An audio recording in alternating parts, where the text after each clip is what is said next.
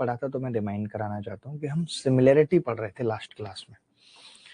हम क्या पढ़ रहे थे? सिमिलैरिटी। और सिमिलैरिटी में मैंने क्या बताई थी एक बात, आपने देखा होगा कि मेंस का पेपर किस तरीके का आया है, तो हमें आइडिया तो बहुत लग गया है कि हमें किस लेवल की तैयारी करनी है। हमें बाकी सारे सब्जेक्ट्स पे भी फोकस रखना है। ऐसा नहीं है कि हमें सिर्फ मैथ्स पढ़नी है और इंग्लिश पढ़नी है, हमें रीजनिंग और बाकी चीजों पे भी फोकस रखना है। ठीक है, तो सिमिलैरिटी का मतलब क्या है? सिमिलैरिटी का मतलब है समरूपता।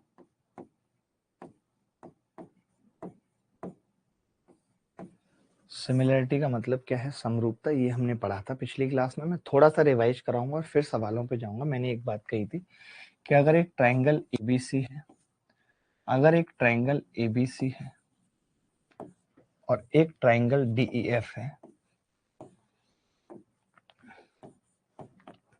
डीईएफ है, तब हमने कहा था कि अगर ये दो ट्रायंगल सिमिलर हैं, एबीसी ट्रायंगल सिमिलर है ट्रायंगल डीईएफ के सिमिलर है दोनों ट्रायंगल, तो हमने कहा था कि every corresponding ratio will be equal, यानी साइड का रेशियो AB और DE का अनुपात BC और EF का अनुपात और AC और DF का अनुपात बराबर होगा इनकी करस्पॉन्डिंग हाइट का रेशियो, इनकी मीडियन का रेशियो, इनकी स्मॉल r का रेशियो, इनकी कैपिटल R का रेशियो। ये सारे रेशियो बराबर होंगे इनके एरिया के रेशियो के अंडर रूट के। ये बात हमने आपको बताई थी। और सिमिलर करने के लिए जो कंडीशन होगी वो भी हमने साथ में आपको बताई थी। हमने कहा था कि अगर कोई ट्रायंगल सिमिलर है तो उसके लिए कंडीशन होगी कि या तो 2 एंगल बराबर हो या 3 एंगल बराबर हो। इतनी सी बात हमने बताई थी आपको। हमने ये भी कहा था कि जब सिमिलरिटी अगर कभी लगानी हो, सब कुछ सिलेबस हो जाएगा, अब लंबी लंबी क्लास चलेगी, अब डेली 2 घंटे की एक क्लास होगी, डेली 2 घंटे की एक क्लास होगी। ठीक है, चलो इतनी सी बात मैंने बताई थी, मैं बता चुका हूं, लेकिन मैं फिर भी लिखा रहा हूं ताकि कोई बच्चा नया आया है आज ही क्लास से जुड़ा है तो उसको आइडिया रहे, पता रहे। एक बात मैंने बताई थी कि जब सिमिलरिटी का खेल एंगल का ही है, इसका मतलब कि साइन रूल और सिमिलरिटी सेम चीज होती है कि अगर ऐसे अल्फा बीटा एंगल लिखे हुए हैं और इनके सामने की भुजा एक्स वाई और जेड है, ऐसे ही एक और ट्राइंगल है जिसके अंदर अल्फा बीटा और गामा लिखे हुए हैं और इसके सामने की भुजा 10 12 15 है। तो हम ये कहते हैं कि अगर मुझे इन दोनों ट्राइंगल के बारे में बोलना हो तो मैं ये कह सकता हूँ कि सिमिलर ट्राइंगल होंगे। कैसे लगाऊंगा सिमिलरिटी? मैं देखूंगा अल्फा के सामने इधर x है और फिर इधर देखूंगा अल्फा के सामने 12 है, तो ये 12 बराबर इधर बीटा के सामने क्या है?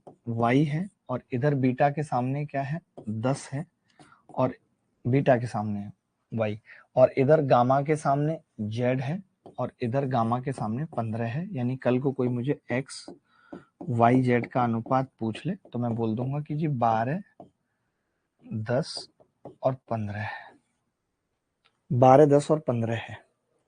Is it clear? सबको क्लियर है ये बात, या कोई ऐसा बच्चा जिसको क्लियर ना हो? चले इतनी सी बात कर ले। उसके बाद मैंने कहा था कि आपको थेल्स थ्योरम भी पता होनी चाहिए। अगर एक ट्राइंगल है इस तरीके से ABC, और हमने कहा था कि ABC में अगर DE पैरेलल है, हमने अगर बोला था कि भाई अगर DE पैरेलल है BC के, तो इसका मतलब कि एंगल इक्वल हो जाते हैं। जैसे कि ये अल्फा है तो ये भी अल्फा, ये बीटा है तो ये भी बीटा, तब हम कहते हैं कि ट्राइंगल ADE सिमिलर हो जाता है ट्राइंगल ABC के। ये दोनों ADE और ABC क्या है? आपस में सिमिलर हो जाते हैं। और अगर ये सिमिलर हो जाते हैं तो हम यहाँ पे दो बातें लिखेंगे। पहली, एक तो AD बटे AB बराबर AE बटे AC बराबर DE बटे BC, ये लिखेंगे। ठीक है, पहली चीज। दूसरी चीज क्या है? दूसरी चीज क्या है? इसी को ऐसे भी लिख देते हैं कि AD अपॉन DB बराबर AE अपॉन EC। ये वाली बात, ये मैं सब पढ़ा चुका हूं। जो लोगों को नहीं पता है वो एक बार देख लें जल्दी से, सब मैं पढ़ा चुका हूं। अब इसमें कुछ स्पेसिफिक पॉइंट लिख रहा हूं कि इफ D मिड पॉइंट है, D मिड पॉइंट है तो E भी मिड पॉइंट होगा, क्योंकि पैरेलल है, E भी मिड पॉइंट होगा। ये वाली बात लिख लेना।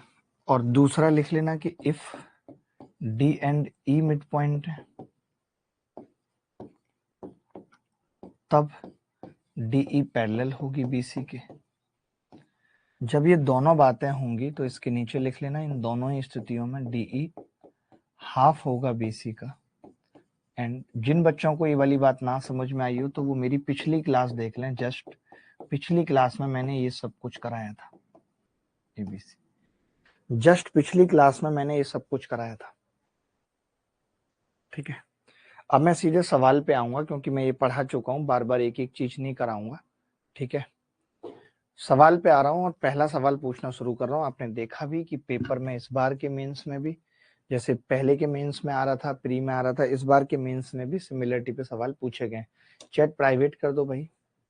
चैट आपने प्राइवेट क्यों नहीं की? हमेशा प्राइवेट रखनी है मेरी क्लास में, तो अब शायद होगी भी नहीं। त्रिभुज ABC में D भुजा BC पर स्थित एक बिंदु है। ये कह रहा है कि त्रिभुज ABC में D भुजा BC पर स्थित एक बिंदु है जो इस प्रकार है कि ADC बराबर BAC, CA बराबर 12, CB 8, तो CD का मान बताओ। SSC CGL Tier 2 2019 में आया था। ऐसे छोटे छोटे सवाल ही पेपर में आते हैं।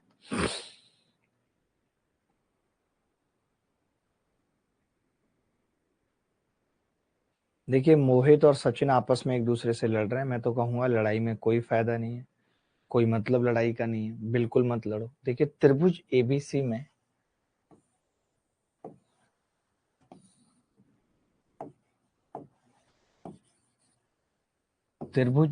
में D भुजा BC पर स्थित, D भुजा BC पर स्थित एक बिंदु है जो इस प्रकार है कि ADC बराबर BAC।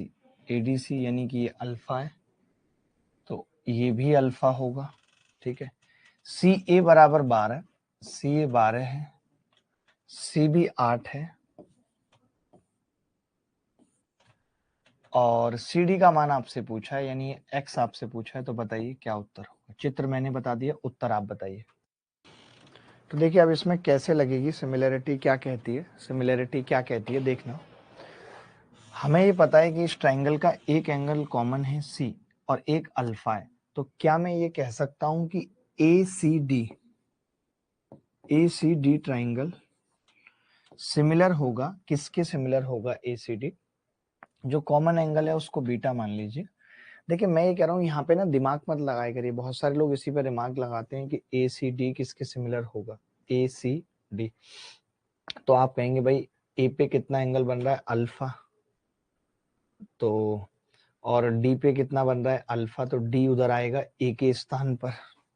बहुत से लोग ऐसे दिमाग लगाते हैं। ठीक है, कि D और बीटा C पे बन रहा है तो C इसमें भी कॉमन होगा बीच में। अब बचा कितना? BCA triangle. ऐसे लोग लिखते हैं बना के, लेकिन मैं ये कहता हूं कि कुछ ऐसे बना के मत लिखिए। मेरा कहना यह है कि कुछ ऐसे बनाकर मत लिखिए कि ACD और BCA बना के मत लिखिए, ऐसे ही लिखा रहने दीजिए।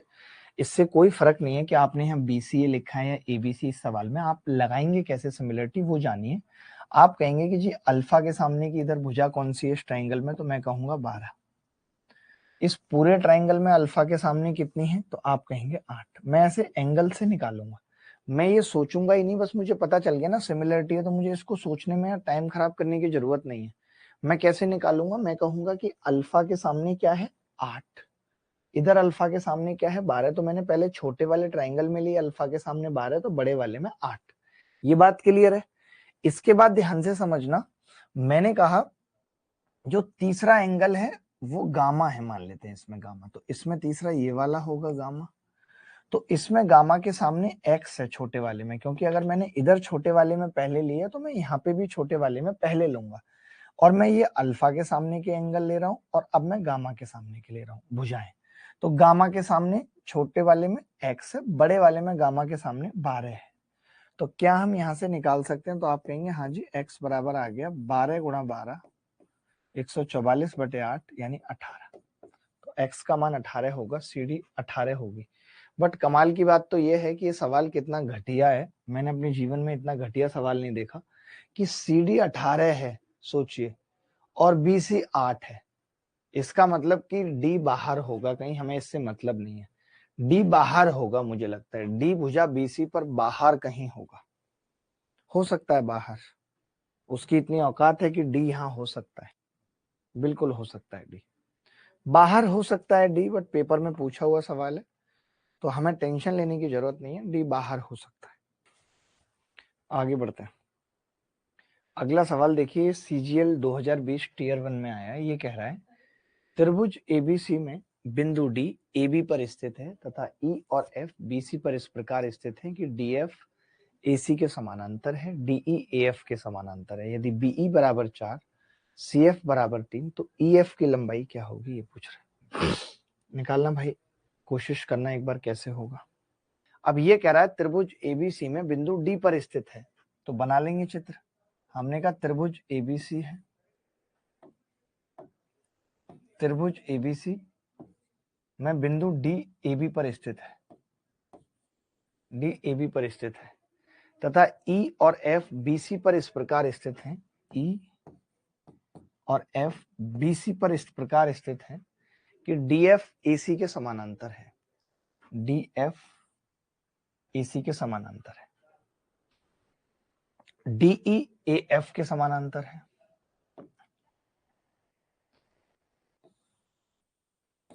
DE AF के समानांतर है। इन्होंने हमें दिया है BE बराबर 4, तो देखिए BE 4 और CF 3, तो EF की लंबाई बतानी। बड़ा बड़ा प्यारा सवाल है। मैं तो एक चीज आपसे कहना चाहता हूँ, ज्यादा कुछ नहीं, बहुत ध्यान से समझ के, कि अगर CF 3 है, अगर CF 3 है, ठीक है, और ये समानांतर है, ठीक है भाई, बहुत ध्यान से समझो इस सवाल को। मैं ये कह रहा हूँ, इन्होंने देखिए कोई मिड पॉइंट तो हमें दिया नहीं है, इन्होंने दिया है कि भाई BE आपकी 4 है और CF आपकी 3 है, ये इन्होंने हमें दिया है, और कुछ दिया सवाल के अंदर नहीं। बिंदु D AB पर इस प्रकार स्थित है कि EF पैरेलल है। मैंने इसको X मान लिया, X मान लो, चलेगा? तो आप कहेंगे हाँ जी चलेगा। तो देखिए मैं पहले किस ट्राइंगल में लिख रहा हूँ, बहुत ध्यान से देखना, बहुत ध्यान से देखना। मैं चित्र भी बना दे रहा हूँ अलग से, कि मैंने एक सवाल है और एक ऐसे करके बनाया हुआ है। ये ABC ट्राइंगल है, मैं चाहता हूँ एक एक बच्चे को समझ आए, और ये D लाइन है और ये F पे कट करती है, ठीक है। तो F पे कटती है तो ये 4 + X है और ये 3 है। तो क्या मैं यहां से कह सकता हूं कि भाई इस सवाल में BD बटे DB, क्योंकि पैरेलल है, और अभी थोड़ी देर पहले मैंने बताई थी कि BD upon DA, BD upon AD, sorry, BD upon AD, ये BD अपॉन AD का जो अनुपात होगा वो होगा 4 + X बटे 3, यही बताया था, क्योंकि पैरेलल है। मुझे बताओ आप अगर मैंने कुछ गलत बताया तो। मैं इतनी सी बात कह रहा हूं आपसे कि अगर ये पैरेलल है DE, तो इसका इसका अनुपात या इसका इसका अनुपात इस पूरे के और इसके बराबर होगा। अब मैंने क्या किया कि ये लाइन ले ली AF, समझना, ये AF थी ऐसे। क्यों ले ली मैंने AF? क्योंकि अब DE ऐसे दिया हुआ है, DE पूरा ट्राइंगल नहीं बनाया मैंने। अब आपको पता है कि BE कितनी है, 4, EF कितनी है, X। अब मैं आपसे पूछूं BD अपॉन DA, तो आप कहेंगे जी अब BD अपॉन DA कितना है, 4/X है। बोलो है या नहीं है?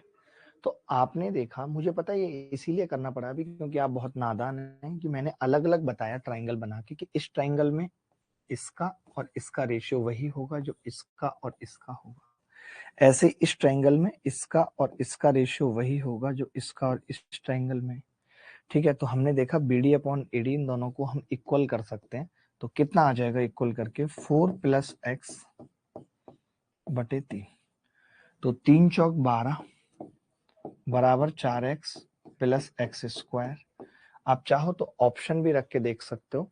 तो ऑप्शन रख के देखेंगे तो ये x 2 सेटिस्फाई कर रहा है, x यानी कि EF बराबर 2 ऑप्शन से हमने सेटिस्फाई कर दिया। अदरवाइज हम इसके फैक्टर भी कर सकते थे, बात खत्म। बोलो अगर कोई डाउट है तो बताओ, किसी भी बच्चे को कोई भी डाउट है तो वो बताए या कहे, अपने दिल की बात कहे, अपने मन की बात कहे, कहता रहे। तो अभी आप ज्यादा डिमांड मत करिए, बस सवाल निकालिए। जैसे मैंने कहा कि अगर दो ट्राइंगल समरूप हैं, ट्राइंगल एबीसी और सिमिलर है ट्राइंगल डीईएफ के, ठीक है, ट्राइंगल डीईएफ के सिमिलर है, तो इनके एरिया क्या है, एबीसी के, एबीसी का एरिया 100 है और डीईएफ का एरिया कितना है, 49। एरिया 100 और 49 है। अगर एरिया 100 और 49 है तो मैं ये पूछना चाहता हूं आपसे कि इनकी हाइट का या साइड का रेशियो क्या होगा, तो आप कहेंगे जी ये प्रोपोर्शनल होती है अंडर रूट ऑफ एरिया के,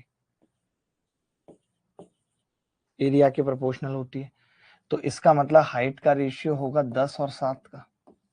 बोलो हाइट का रेशियो कितना होगा, 10 और 7 का।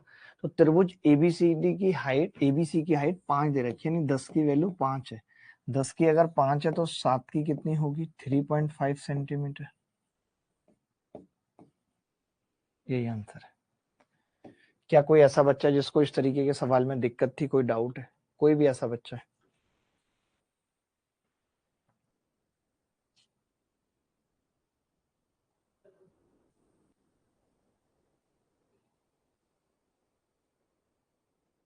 क्या सबसे हो गया था सवाल?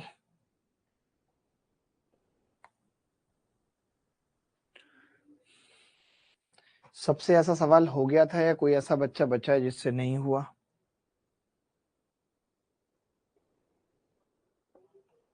चलिए मैं टीयर 2 में ही आया हुआ एक और सवाल आपसे पूछ रहा हूँ, टीयर 2 में ही आया हुआ एक और सवाल आपसे पूछ रहा हूँ। सवाल देखिए क्या है।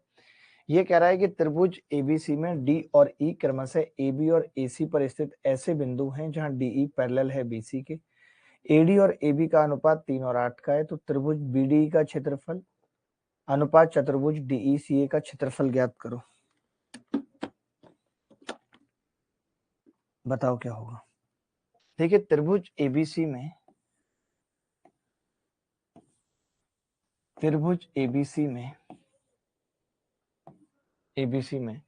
डी और ई क्रमशः एबी और एसी पर ऐसे बिंदु हैं, त्रिभुज एबीसी में डी और ई भुजा एबी और एसी पर स्थित ऐसे बिंदु हैं, त्रिभुज एबीसी में डी और ई, एबी और एसी पर ऐसे बिंदु हैं कि डीई पैरेलल है बीसी के, ठीक है। एडी और एबी का अनुपात 3:8 है।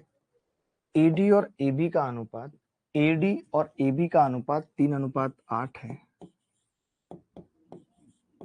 एडी और एबी का अनुपात 3:8 है। तो आप मुझे बताइए अगर ये 3 है और ये पूरा 8 है तो ये 5 कह सकते हैं हम। चूंकि डीई पैरेलल है बीसी के तो हम ये कह सकते हैं ट्राइंगल एबीसी सिमिलर होगा त्रिभुज एडीई के, सिमिलर होगा, कह सकते हैं त्रिभुज एबीसी और एडीई सिमिलर होंगे आपस में। अगर ये सिमिलर हो गए और 3:5 का रेशियो है तो हमने देखा इनकी साइड का जो रेशियो है, वैसे इस 5 की जरूरत है नहीं, वो ये भुजा 8 है और इसकी भुजा 3 है। तो फिर इनके एरिया का क्या होगा दोस्त, तो आप कहेंगे एरिया 8 का स्क्वायर और ये 3 का स्क्वायर होगा।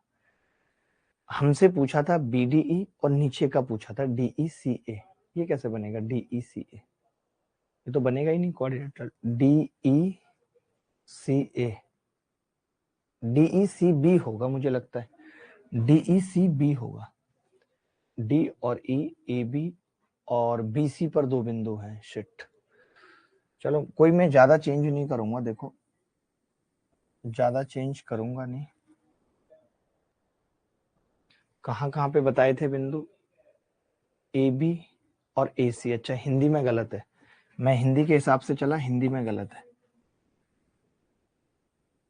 सी ऊपर लिख लीजिए, सी। और ए बी, तो बी सी पर ई है, तो ये भुजाएं भी बदलनी पड़ेंगी। अब क्या क्या दिया है सवाल में हमें? सवाल में बोला है कि ए डी और ए बी का अनुपात है, तो फिर गलत हो गया सवाल। सिट यार, मैं दोबारा से कर रहा हूँ पूरा सवाल, दोबारा से कर रहा हूँ। सवाल में ए बी और बी सी पर बिंदु हैं, तो जो कॉमन है ना उसको ऊपर रखा करो, हमेशा सबसे सही रहती है चीज। मैंने बी को ऊपर रखा, ए बी और ए सी, ठीक है। ए बी पर एक बिंदु डी है, ए बी पर एक बिंदु डी है, और बी सी पर एक बिंदु ई है, और ए डी और ए बी 3 और 8 हो जाएगा। ए डी 3 और ए बी 8। मैं ये लिख सकता हूं यहां से कि triangle B D E similar होगा ट्राइंगल एबीसी, और साइड का रेशियो कितना है? बीडीई की साइड कितनी है? ये कितनी होगी ऊपर? 5, तो ये 5 हो जाएगी और ये 8। तो फिर एरिया क्या होगा? 5 का स्क्वायर 25 और 8 8 64, ये होगा 25 और 64। तो हमने देखा कि अगर ऊपर वाला 25 आ गया एरिया, ये 25 आ गया अगर एरिया, तो ये एरिया कितना होगा? 64 माइनस 25 बराबर 39। तो यही सवाल में पूछा था, 25:39। करेक्शन कर लीजिएगा, हिंदी वाले करेक्शन कर लेंगे कि यहाँ पे बीसी है, हिंदी वाले करेक्शन कर लेंगे यहाँ पे बीसी है। वैसे मैंने कहा था मैं एक ही क्लास में सिमिलरिटी पढ़ाऊंगा, फिर मैंने कहा कि नहीं नहीं नहीं, मैं चाहता हूँ आपको सिमिलरिटी अच्छे से समझ आए, तो आप 2-3 क्लासेस में सिमिलरिटी को समझिए और पढ़िए, ठीक है। मैं एक और सवाल पूछ रहा हूँ, इस सवाल को देख लीजिए। और एक और सवाल पूछ रहा हूँ, बहुत शिद्दत से बताना चाहता हूँ एक सवाल। देखें, त्रिभुज एबीसी में डी तथा ई क्रम से एसी और एबी पर स्थित ऐसे बिंदु हैं कि एंगल एडीई बराबर एंगल बी। यदि एडी 7.6, एई 7.2, सर फिगर गलत बना दिया, डीई पैरेलल बीसी है पिछले सवाल में, डीई पैरेलल बीसी। नहीं नहीं, करेक्ट करना पड़ेगा, मैं फिर से कह रहा हूँ, डीई पैरेलल एसी करना पड़ेगा, इन्होंने गलत लिखा हुआ है। आप तो सवाल का मर्म समझ गए, इन गधों ने गलत लिखा हुआ है, आप गधों की बात पे मत जाइए। डीई पैरेलल अगर एसी होगी तो फिर सवाल में कुछ और पूछा जाएगा। एक बार पूरा ही करेक्ट कर लीजिए, सवाल में बहुत बड़ा झोल था। त्रिभुज एबीसी में, बहुत ध्यान से देखेंगे, त्रिभुज एबीसी में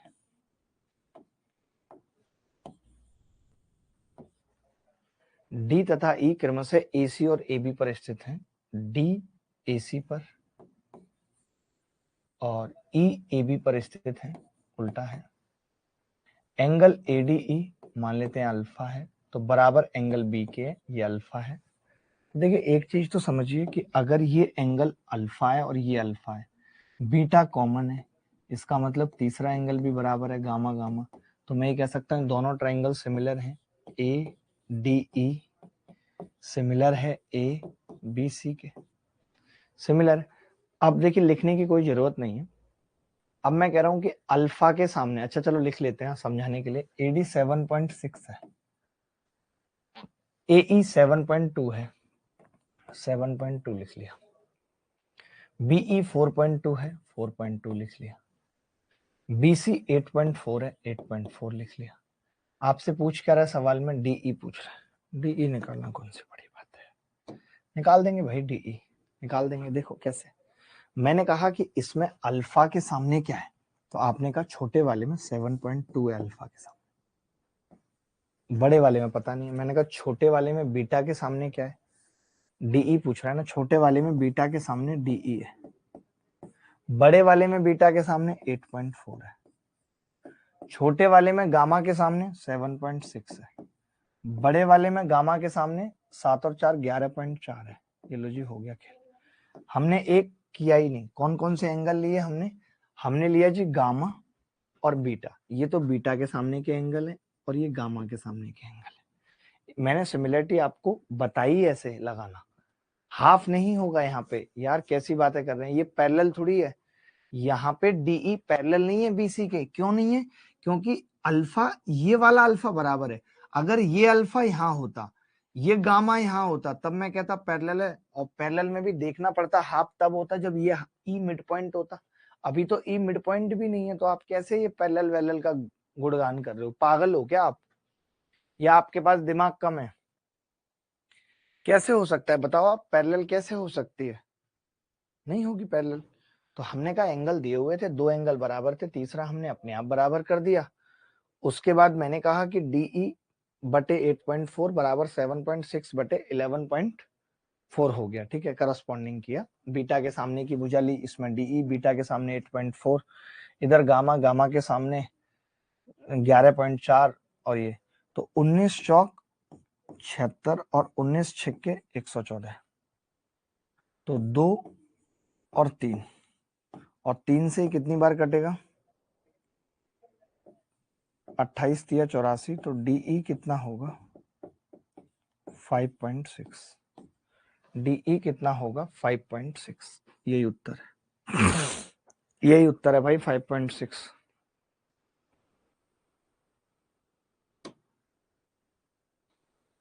कोई डाउट है तो बताओ दोस्त, एनी डाउट?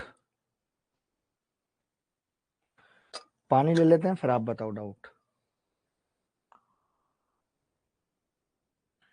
आपको अगर ऐसा मिड पॉइंट वाला एक सवाल देखना है तो आप ये देख सकते हो, ये एक सवाल देख सकते हो, मिड पॉइंट वाला नहीं है बट अच्छा सवाल है, एसएससी सीजीएल 2020 में पूछा गया है। इसके बाद एक और सवाल करेंगे जो सीजीएल 2019 में है, सिमिलरिटी कैसे लगाए। भाई आज की क्लास में सिमिलरिटी के एग्जाम्पल है, इतना बेसिक बताने के बाद भी नहीं समझ आ रहा है तो मैं कोशिश करता हूँ।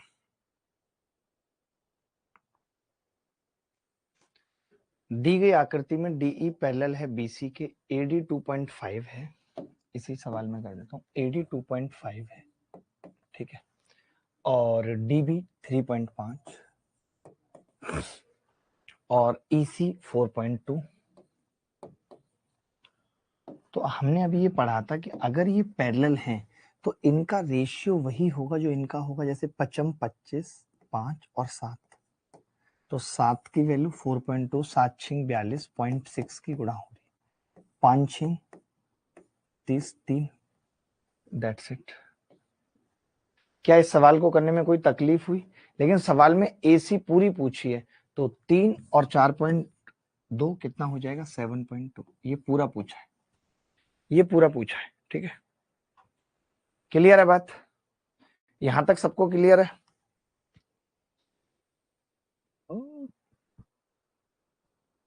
आप ये सवाल देखिए, सीजीएल टीयर 2 में आया, ये मुझे बहुत अच्छा सवाल लग रहा है, आप इसे करके बताइए।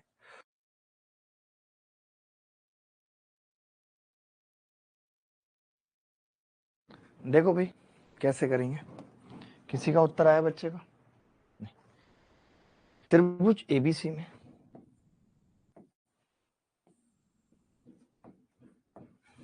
त्रिभुज एबीसी में डी और ई क्रमशः एबी और एसी भुजाओं पर दो बिंदु हैं, एबी पर डी और ई एसी पर, और दिया हुआ है डीई पैरेलल है बीसी के। यदि एडी बराबर 5, एडी बराबर 5, डीबी बराबर 9, एई बराबर 4, बीसी बराबर 15.4,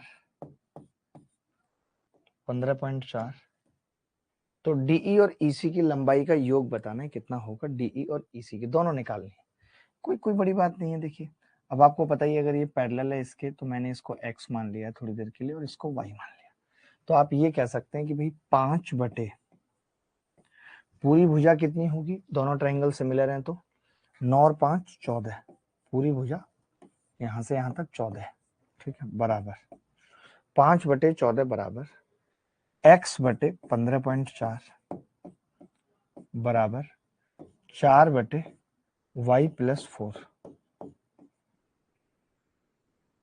y प्लस 4, ठीक है।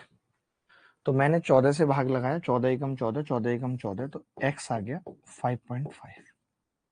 अगर x 5.5 आ गया, अब अगर मैं y की बात करूं तो आप देखेंगे कि 5y प्लस 20 बराबर 14 चौका 56 है, यानी 36 y कितना आ जाएगा 36/5। मैं ये कैलकुलेशन डायरेक्ट कर रहा हूँ, आप अपने हिसाब से कर सकते हैं। 7.2 हमसे सवाल में यही पूछ रहा है, यानी कि डीई का सम कितना है 5.5 प्लस ईसी का सम 7.2 मिला के कितना आ रहा है 7 5 12.7। क्या निकल के आ पाया था किसी का 12.7? ऐसे लगा पाए थे, ये पता कर पाए थे कि ट्राइंगल एडीई सिमिलर है एबीसी के, एडीई और एबीसी के सिमिलर है, ये पकड़ पाए थे? बोलो।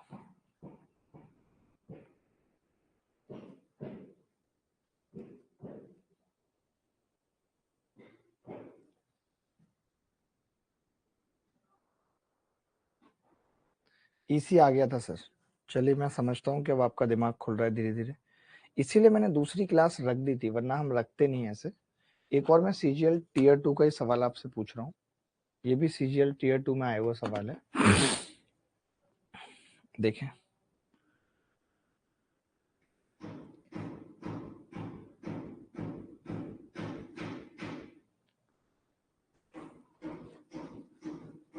फिर मैं थोड़े अच्छे सवाल भी पूछूंगा, 2 4 5 अच्छे सवाल भी पूछूंगा, तो आपको लगेगा मजा आ गया। दो समरूप त्रिभुज एबीसी और पीक्यूआर के परिमाप दिए हुए हैं। पीक्यू देखिए, अगर त्रिभुज समरूप है, समझना ध्यान से सर, कभी कभी एबी बटे बीडी दोनों ले सकते हैं। देखिए कंडीशन समझिए, मैं पीछे जाके आपको दिखा भी देता हूँ, पीछे जो मैंने लिखा था वो मैं दिखा भी देता हूँ एक बार जरूर से। यहाँ पे देखिएगा कि मैंने यहाँ पे नहीं किया, जैसे अगर आप एडी अपॉन बीडी ले रहे हो, आधी आधी भुजा ले रहे हो, तब तो इन दोनों का अनुपात आएगा, इसका कोई मतलब नहीं है। इसका मतलब तभी आएगा डीई बटे बीसी का, जब आप पूरी पूरी भुजा ले रहे हो। आपने उसकी एडी ली है तो पूरी एबी ली है, आपने इसकी एई ली है तो पूरी एसी ली है, तो डीई बटे बीसी इसके बराबर होगा।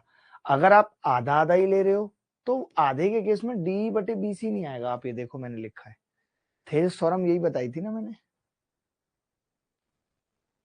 नहीं नहीं नहीं प्रिया, आप कोई क्लास एब्सेंट नहीं हो, डेली चलेगा, हर दिन चलेगा, कल भी चलेगा, कोई क्लास एब्सेंट नहीं होगा, डोंट वरी। मीन्स की वजह से हुआ तो मीन्स कल को आपका भी आएगा, ऐसा तो है नहीं आपका नहीं आएगा। देखो अब मैं ये कह रहा हूँ कि दो ट्राइंगल समरूप हैं और इनका पेरीमीटर दे रखा है, तो हमें ये समझना है कि पेरीमीटर का अनुपात भी रेशियो ऑफ पेरीमीटर्स, ऐसे लिख लेना, रेशियो ऑफ पेरीमीटर्स समरूप ट्राइंगल के केस में बराबर under root of ratio of areas, ये लिख लीजिए, रेशियो ऑफ पेरीमीटर्स बराबर रेशियो ऑफ साइड्स बराबर under root ratio of areas. ठीक है, क्लियर है ये बात? तो आप कहेंगे हाँ जी क्लियर है। तो मैंने कहा कि एबीसी और पीक्यूआर के परिमाप, एबीसी और पीक्यूआर के परिमाप क्या है 78 बटे 46.8, ये पेरीमीटर का रेशियो है। बराबर, जैसे आपने देखा कि समरूप पीक्यू दिया हुआ है और आपसे एबी पूछ रहा है, तो हम ये भी कह सकते हैं कि एबी का अनुपात और पीक्यू का अनुपात इनके पेरीमीटर के अनुपात के बराबर होगा, यही हमने पढ़ा अभी। तो यहाँ पे पीक्यू हमें कितनी दे रखी है 11.7, एबी बटे 11.7, तो एबी की लंबाई पूछ रहा है क्या होगी। 13 से काटते हैं, 13 छिंग 78 और 13 दिया 39 और 13 छिंग 78, ये कितनी बार कटेगा 0.6 बार। तो ए बी कितनी आ रही है, ए बी आ रही है जी 11.7 बटे 0.6, पॉइंट से पॉइंट कट गया। 3 से काटूंगा तो 3 कितनी बार कटेगा, 3 तिया 9, 3 निम 27 बटे 2, यानी 19.5। क्या कोई बच्चा था जिसका 19.5 उत्तर आ रहा था? क्या कोई बच्चा था जो 19.5 जिसका उत्तर आ रहा था, बता सकता है? एनी बॉडी एल्स, कोई भी बॉडी बताए। सीधे भी कट जाता, 11.7 से कट जाता ये 4 बार, वो एक ही बात है, काटना पीटने पे इतना फोकस मत करिए। एक अगला सवाल पूछता हूँ, थोड़ा सा मुश्किल है, देखते हैं कौन बच्चा कर पाएगा। इस सवाल को कौन बच्चा कर पाएगा, ये नहीं है, इस सवाल को कौन बच्चा कर पाएगा, वो तो आसान था। चलो ये भी कर ही लो, ये आसान है, आसान भी आने चाहिए आपको।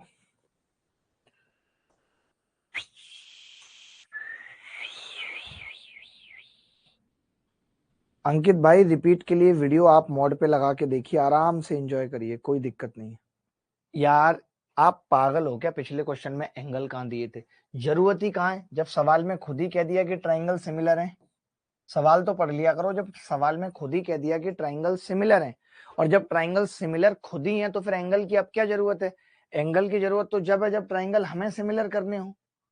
देखिए एक चीज याद रखना कि अगर कोई ट्राइंगल एबीसी इक्विलैटरल ट्राइंगल है, तो अभी तो ज्यादा कुछ हमें नहीं पता इक्विलैटरल के बारे में, बट हमें इतना पता है कि ईच एंगल 60 डिग्री होता है, इतना तो पता ही होगा। नहीं पता तो अभी सीख लेंगे कि ईच एंगल 60 डिग्री होता है। तो अगर हम इसके अंदर कहीं भी कोई लाइन खींचते हैं, मान लेते हैं हमने पैरेलल लाइन खींची, हमें पता है ये एंगल 60 डिग्री है, हमें पता है ये एंगल 60 डिग्री है, तो हम कहते हैं कि ये 60 60, तो ये भी 60 होगा और ये भी 60 होगा। ठीक है, दोनों क्या होंगे, 60 60 होंगे। ठीक है, ये भी 60 ये भी 60। इज इट क्लियर और नॉट, तो आप कहेंगे हाँ जी क्लियर है।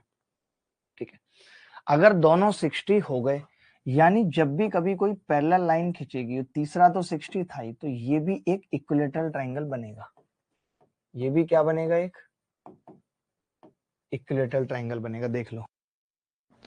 ठीक है, ये भी इक्विलैटरल आ गया, तो आप समझिए कि अगर ये भी इक्विलैटरल आ गया और ये 5 दे रखी है, तो फिर अब हम डायरेक्ट फॉर्मूला लगा देते हैं। इक्विलैटरल ट्रायंगल का एरिया होता है √3/4 ए स्क्वायर।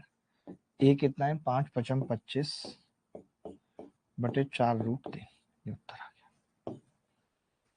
अब बैक टू बैक क्लास करेंगे और फटाफट से सिलेबस भी खत्म करेंगे, परेशान होने वाली बात नहीं है। अभी जितना पढ़ा है उसका रिवाइज कर लीजिए, रट लीजिए। अक्सोय हलदर, आगे बढ़े, आगे बढ़ते हैं। ये सवाल थोड़ा मुश्किल है, इसको कौन कर पाएगा, जो इसको कर पाएगा तो समझो वो वाकई में टैलेंटेड है, इंटेलिजेंट है, जो इसको कर पाएगा। ये थोड़ा अलग सवाल है, इसमें कैसे लगेगी सिमिलरिटी ये सोच पाना बड़ा मुश्किल है, बट लगा देंगे।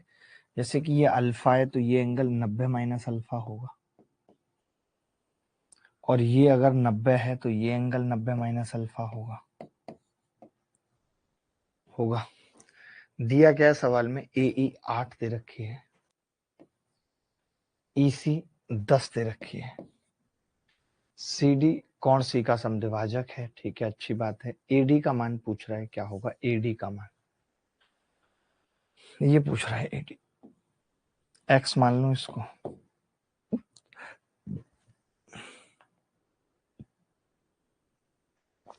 बताओ भाई कैसे निकलेगा, कोई बताएगा। मैं एक चीज कह रहा हूं कि अगर ये 2 अल्फा है तो ये 90 माइनस 2 अल्फा होगा, ये लिख सकता हूं, 90 माइनस 2 अल्फा, ये 90 माइनस 2 अल्फा। अच्छा, अगर ये 90 माइनस अल्फा आ रहा है, ये 90 माइनस अल्फा आ रहा है, तो मैं कह सकता हूं कि ये एंगल अल्फा, बोलो ये एंगल अल्फा, क्योंकि ये इसका एक्सटीरियर एंगल है। अगर ये देखो, आप इन दोनों को जोड़ो, इन दोनों को जोड़ो, तो ये एक्सटीरियर आ रहा है ना, 90 माइनस अल्फा, बिल्कुल सही है, कोई बड़ी बात नहीं है। तो मैं बस एक चीज कहना चाह रहा हूं आपसे, कोई ज्यादा लंबी चौड़ी बात नहीं कह रहा, मैं बस ये कह रहा हूं कि ये पूरा एंगल कितना होगा यहां से यहां तक, तो आप कहेंगे ये 90 प्लस अल्फा हो जाएगा, इस ट्राइंगल में ये 90 प्लस अल्फा हो जाएगा। अच्छा, ये अगर 90 माइनस अल्फा है तो ये कितना होगा, तो आप कहेंगे ये 90 प्लस अल्फा हो जाएगा। तो मैं ये देख रहा हूं कि दो एंगल सेम आ गए, कौन कौन से, एक अल्फा और एक 90 प्लस अल्फा। अब आप कहेंगे कौन कौन से ट्राइंगल में आए हैं जी सेम, तो मैं कहूंगा एक ट्राइंगल तो ADE है, एक तो ट्राइंगल ADE है, और एक ADC है, ADC। इन दोनों में ये 90 प्लस अल्फा एक एंगल है और एक अल्फा है। तो क्या हम इन दोनों को सिमिलर बोल के इसमें सिमिलरिटी अप्लाई कर सकते हैं? तो आप कहेंगे कर सकते हैं जी, अगर आपने सिमिलर प्रूफ कर दिया है तो। अभी तो बहुतों को सिमिलर ही नहीं आया होगा समझ। तो मैं आपसे पूछना चाहता हूं कि 90 प्लस अल्फा के सामने दोनों में क्या है? तो आपने कहा एडीई में 90 प्लस अल्फा के सामने x है, वहीं 90 प्लस अल्फा के सामने 8 प्लस 10 18 है बड़े वाले में। फिर मैंने कहा कि अल्फा के सामने बता दीजिए, तो आपने कहा अल्फा के सामने एक में 8 है, एक में अल्फा के सामने x है। तो एक्स स्क्वायर यहां से कितना आ रहा है? 188 आ रहा है, 144। x कितना होगा? 12। मुझे नहीं लगता कि कोई बच्चा इस सवाल को सिमिलरिटी से कर पाया होगा, सवालों का बाप था ये थी असली सिमिलरिटी। जब सिमिलरिटी इस कदर लगने लगे ना, ऐसे नानी याद आने लगे, तब कहते हैं कि सिमिलरिटी क्या होगी। कहो तो दोबारा बता दूं एक बार,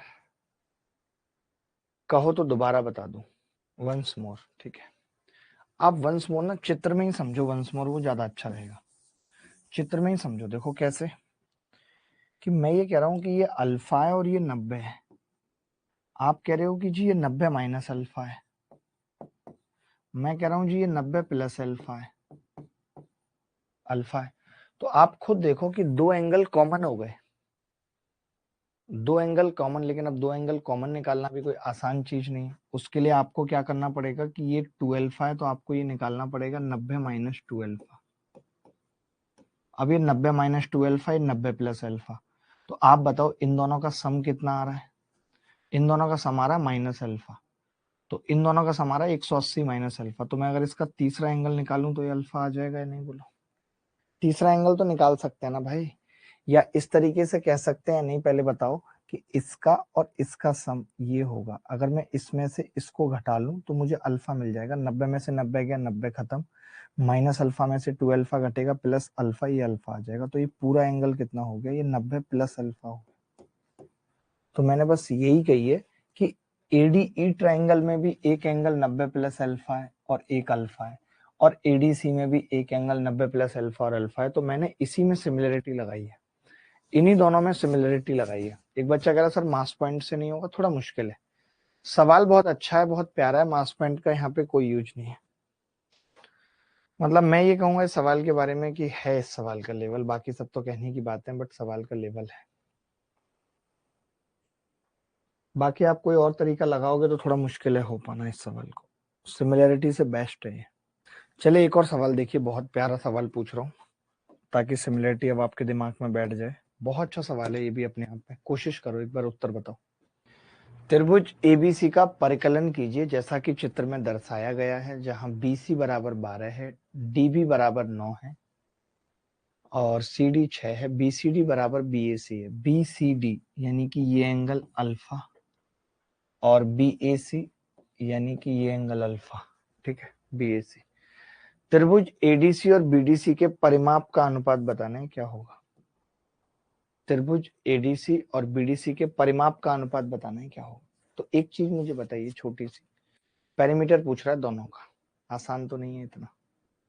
चलिए ये एंगल आपने बराबर कह दिए, अल्फा अल्फा और बीटा कॉमन है, ये बीटा कॉमन है, बीटा दोनों में कॉमन है।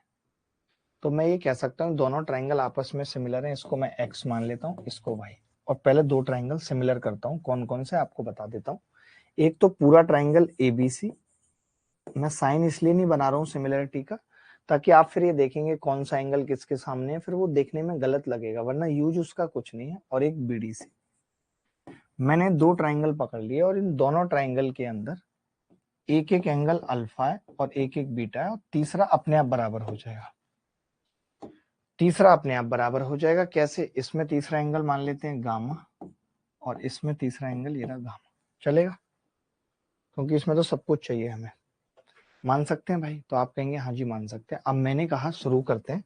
छोटे वाले में अल्फा के सामने 9, बड़े वाले में अल्फा के सामने 12, छोटे लाइन से चलते हैं, छोटे वाले में बीटा के सामने 6, बड़े वाले में बीटा के सामने x, छोटे वाले में गामा के सामने 12, बड़े वाले में गामा के सामने 9 प्लस वाई, वाई प्लस 9। ठीक है, अब यहां से एक चीज देख सकते हैं कैसे निकालेंगे। देखो मैं ये कह रहा हूं 12 छिंग 72 और 9 अट्ठे 72, x आ गया 8।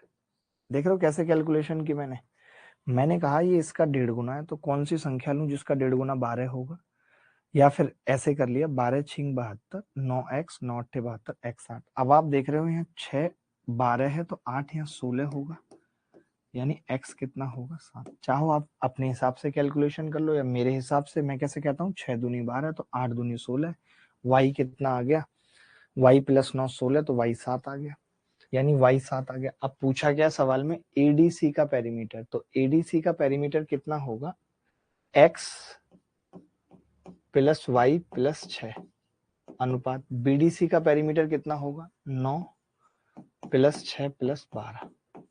तो मैंने कहा x प्लस वाई कितने हैं, 7 और 8 15 और 6 21, 12 और 9 21 और 6 27, तो 3 सत्ते 21, 3 नीम 27, 7/9 उत्तर आ रहा है। ऐसा कोई बच्चा जिसको समझ में ना आया हो, थोड़ा सा मुश्किल सवाल था, मैं मानता हूँ थोड़ा सा मुश्किल था सवाल। चलिए, आपको लग रहा होगा कि क्या मेंस में भी सवाल अब भी आते हैं 2019 के, आपने हमें दिखाए, तो मैं एक दो सवाल दिखाना चाहता हूँ। इस सवाल को प्लीज घर पे जाके दोबारा देखिएगा, मैं बहुत आराम से बता रहा हूँ। अगर आपने अभी इस लेवल की अंडरस्टैंडिंग नहीं डेवलप की तो बहुत मुश्किल हो जाएगी, बहुत। त्रिभुज एबीसी में डी और ई, एबी और एसी पर दो बिंदु हैं।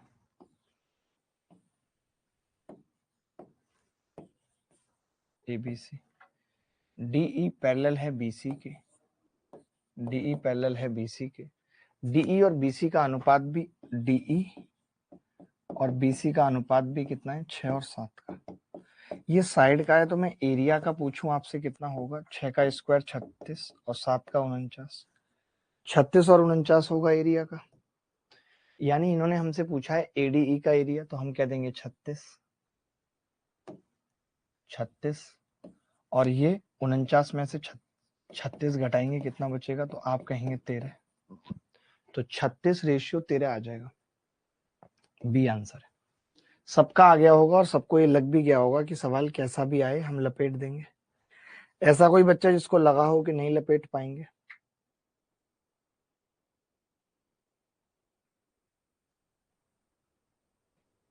चलिए एक और सवाल लिखिए, ये सवाल देखना।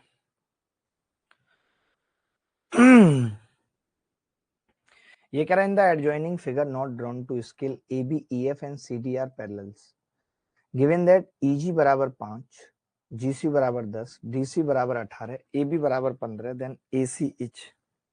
AC क्या होगा ये बताना, फटाफट से 1 सेकंड में बताना है उत्तर, 1 सेकंड में। अब दिमाग में आएगा, सिमिलरिटी धीरे धीरे आएगा भाई। बहुत देर से उल्टी उल्टी सा हो रहा था, अभी रिलैक्स मिला है उल्टी करके। आया किसी का उत्तर? देखो, मैंने क्या 2-3 एंटीबायोटिक एक साथ सटक ली, मुझे लगा शरीर है पचा जाएगा, बट वही है ना, बुढ़ापे का शरीर है, नहीं हो पाता काम। देखिए, जब भी कभी ऐसा सवाल आता है तो बहुत सारे तरीके होते हैं लोगों के पास भी निकालने के, आपके पास भी होंगे तरीके निकालने की, कोई बड़ी बात नहीं है, बट फिर भी मैं तरीके से बताऊंगा कि कैसे कैसे करना है। EF CD और AB तीनों समानांतर हैं, EG बराबर 5 दे रखा है इन्होंने, बहुत ध्यान से देखना, और GC कितना है, GC 10 दे रखा है। देखो, ये अगर ये समानांतर है, मैं यहाँ पे दिखा रहा हूँ आपको करके, यहाँ पे देखो, ये अगर समानांतर है तो आपको नहीं लगता कि दोनों ट्रायंगल आपस में सिमिलर होंगे, क्योंकि ये एंगल इसके बराबर हो जाएगा, ये इसके बराबर हो जाएगा, सिमिलर है। तो क्या हम ये कह सकते हैं कि EGF ट्रायंगल सिमिलर हो जाएगा, या GEF ट्रायंगल सिमिलर हो जाएगा GCD के, सिमिलर हो जाएगा। और अब अगर ये सिमिलर हो गया,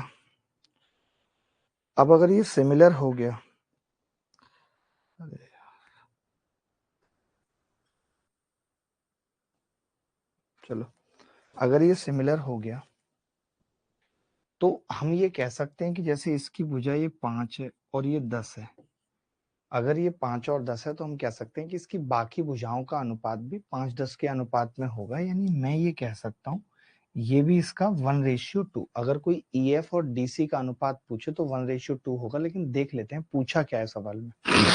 मुद्दा इज दैट पूछा क्या है सवाल में। AC पूछा है, AC पूछा है, और क्या क्या दिया है, GC 10 दिया है, ठीक है, DC 18 दिया है, DC 18। तब तो बड़ा आसान है। देखिए मैं ये कह सकता हूँ कि अगर आपने ये 18 दे रखी है और ये 5 दूनी 10 है तो ये 9 होगी। मैंने EF 9 निकाल दिया, EF 9 निकाल दिया मैंने। अब AB 15 है, AB 15। अब ध्यान से समझना, अब ये सवाल कैसे होगा, पहले यहां तक बताओ कोई डाउट है तो। यहां तक कोई डाउट नहीं होगा। देखो मैंने कहा ये दोनों ट्रायंगल सिमिलर, तो इनकी ये भुजा 5 दूनी 10 तो 9 दूनी 18। ये अगर 18 है तो ये 9 होगी। यहां तक हो चुका है सवाल, यहां तक हो चुका है। अब मैं इसका चित्र दोबारा बना रहा हूं आपको समझाने के लिए। कैसे, मैंने कहा कि ये इसके पैरेलल है E और F, और आपने कहा कि ये 9 है और AB कितनी है, 15 है। 9 और 15 है और ये C। तो कोरिया का बच्चा भी बता देगा कि अगर EF पैरेलल है AB के भी, क्योंकि तीनों भुजाएं पैरेलल थी, तब ये दोनों ट्रायंगल आपस में सिमिलर हो गए। CFE सिमिलर है CBA के, और अगर ये सिमिलर है तो इनकी भुजाओं का अनुपात है 9 और 15, यानी 3 तिया 9 और 3 पंजे 15। 3-5 का अनुपात है। तो क्या हम ये कह सकते हैं कि ये 3-5 का अनुपात इसका भी होगा, CE और EA का, CE और EA का भी यही होगा, और मैं कह सकता हूं CF और CB का भी यही होगा।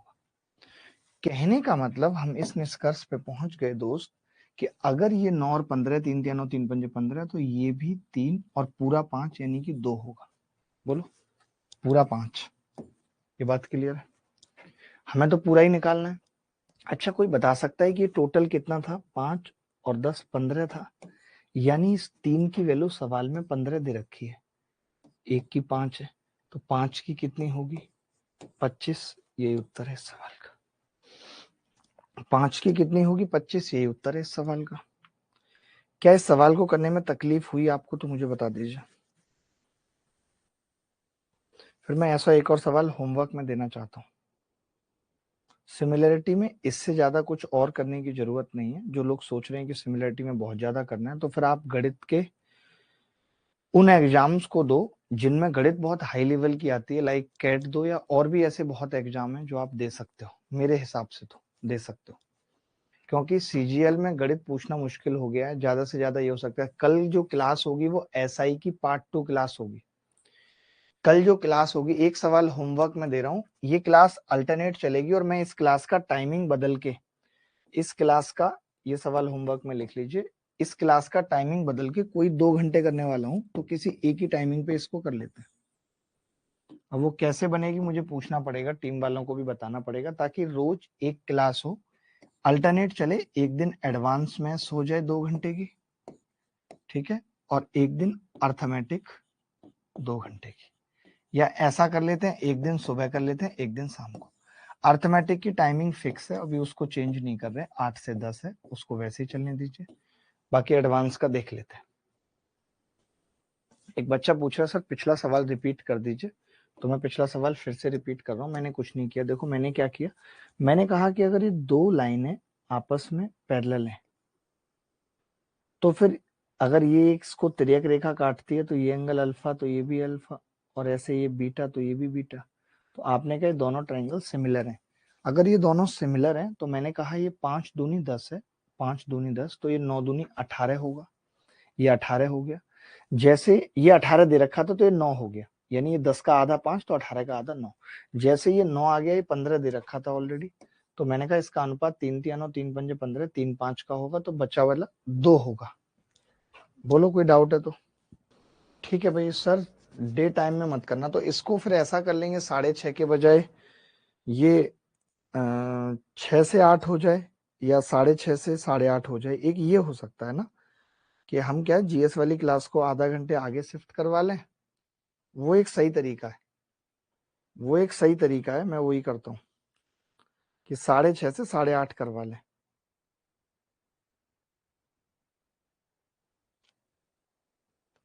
ठीक है, चलो फिर मुलाकात होगी आपसे, कल मुलाकात होगी। कल एसआई की क्लास है 8 से 10।